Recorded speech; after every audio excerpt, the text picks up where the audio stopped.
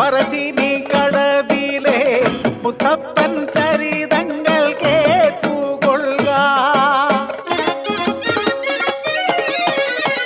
ആനയുണ്ട്, അമ്പാരിയുണ്ട്, പത്തായം നിറയെ നെല്ലുണ്ട്, ബാല്യക്കാരുണ്ട്, പൊന്നുണ്ട്, പണമുണ്ട്, സന്തോഷം മാത്രമാ മനക്കലില്ല.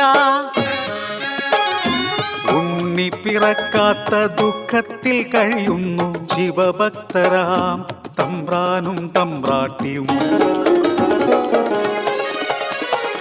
ഒരു രാവിൽ ശയനത്തിൽ ശിവദർശനേ സ്വപ്നെ തമ്പ്രാട്ടി ഉണർന്നു പുലരിയായി. തോഴിമാരൊത്തു നീരാടാൻ യാത്രയായി.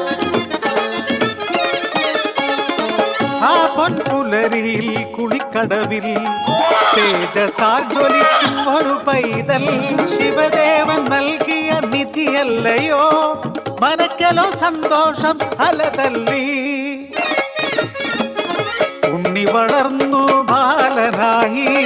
കൗമാരം പടിവാതിൽ എത്തി നിന്നു. മാറുന്നു ഭാവങ്ങൾ, രീതികൾ. ഉണ്ണിക്കു കൂട്ടുകാരടിയാളന്മാർ. കടവിനക്കരെ പറച്ചിയൂരിൽ അടിയാള പിള്ളേർ കൂട്ടുകൂടി. തോട്ടിൽ ചൂണ്ടയിട്ടു കാട്ടിൽ നായാടി കള്ളുമോന്തി മാംസം കഴിച്ചിടുന്നു.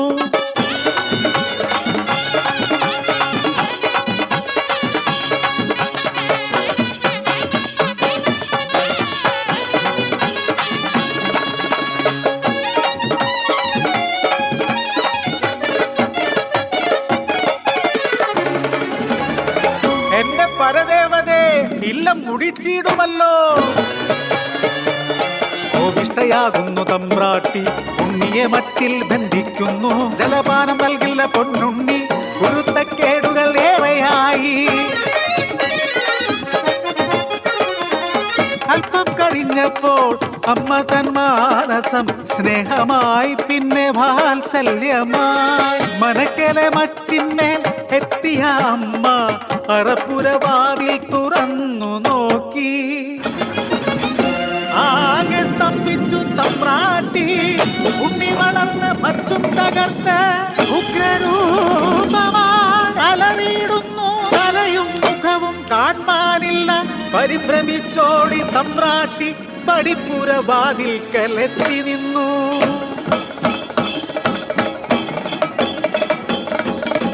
മനക്കരെ മച്ചും തകർത്തുണ്ണി പെരും ദൈവമായി മാറി. മനക്കു മുകളിലെ തലയിൽ ജ്വലിക്കും രണ്ടഗ്നിഗോളം.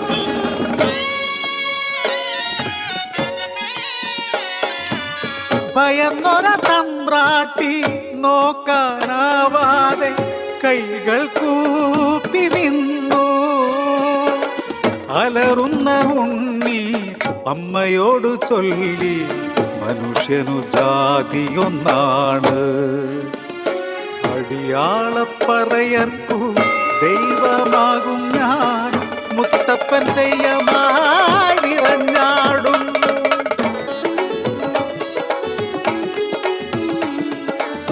ദൈവമായാലും അമ്മയ്ക്കു നീ ഉണ്ണി. ഈ അഗ്നിഗോളത്താൽ ഉണ്ണി നിൻ മുഖം ഒന്നു കാണാനില്ല. കണ്ണുകൾ മൂടി മുത്തപ്പനായി നീ ദർശനം നൽകൂ പറശ്ശിനി കടവിൽ. അന്നു തൊട്ടിന്നോളം പറശ്ശിനി കടവിൽ അനുഗ്രഹിച്ചിടുന്നു മുത്തപ്പൻ ദൈവം. ദുരിതങ്ങൾ നീക്കി സൗഖ്യം നൽകി അനുഗ്രഹിച്ചിടുന്നു മുത്തപ്പൻ ദൈവം.